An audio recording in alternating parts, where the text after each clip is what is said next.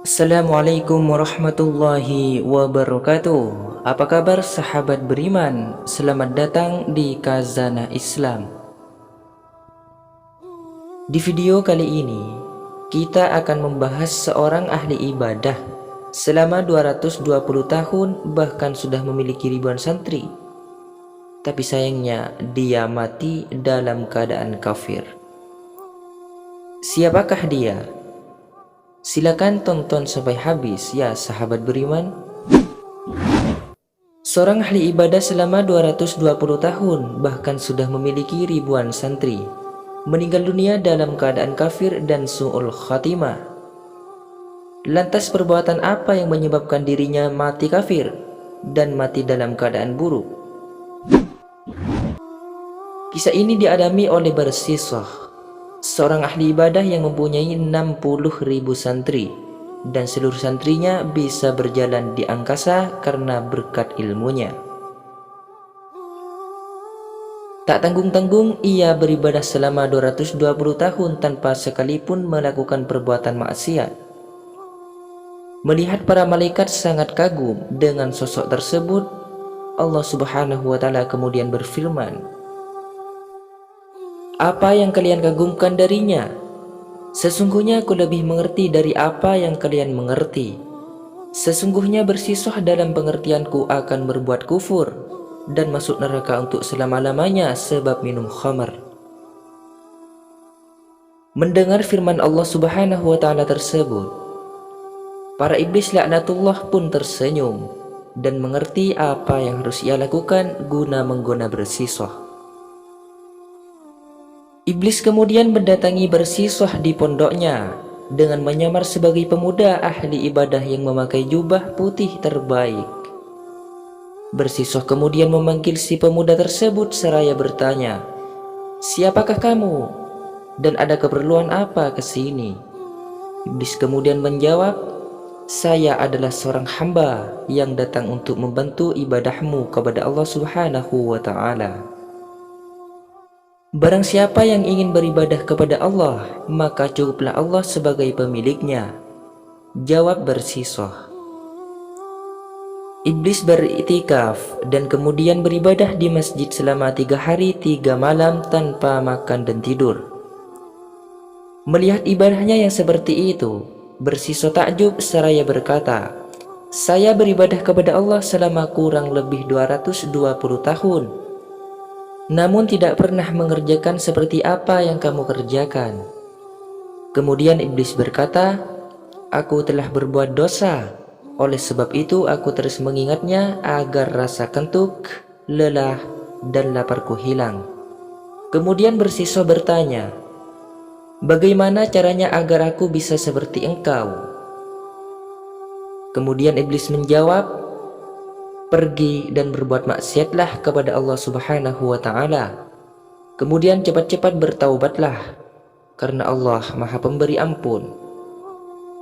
Barsisah lanjut bertanya, "Apa yang harus aku lakukan?"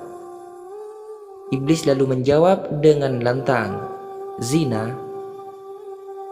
Barsisah berkata, "Itu perbuatan terlarang, aku tidak akan melakukan perbuatan keji itu."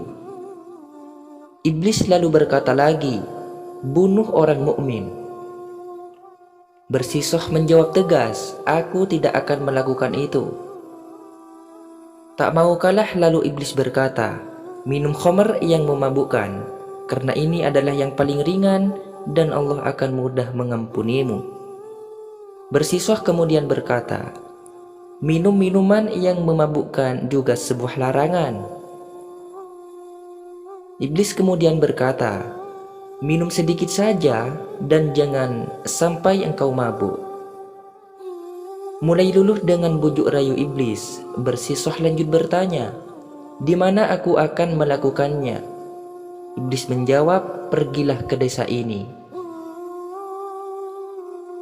Barsisah kemudian segera pergi menuju tempat yang disebutkan oleh pemuda ahli ibadah, yakni iblis. Di tempat tersebut, ia melihat sebuah warung yang menjual minum-minuman keras.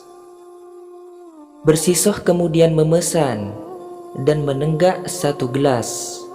Karena sebelumnya belum pernah minum, ia langsung setengah mabuk, ketagihan dan minta tambah hingga mabuk parah. Melihat penjual warung bertubuh langsing dan cantik, bersisuh lalu berbuat zina. Setelah berbuat zina, bersisuh membunuh perempuan tersebut karena takut apa yang diperbuatnya akan diketahui orang. Dalam keadaan seperti itu, iblis menyamar sebagai suami perempuan menjual minuman keras dan melaporkan kejadian tersebut kepada hakim dan masyarakat.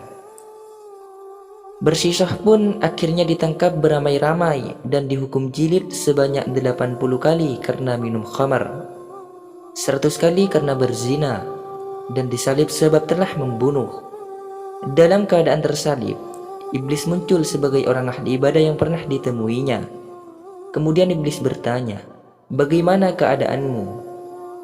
Bersisuh kemudian menjawab, "Barang siapa menuruti ajakan jelek, maka inilah balasannya." Iblis lalu berkata, "Selama 220 tahun aku tersiksa karena ibadahmu, hingga aku menjerumuskanmu seperti ini.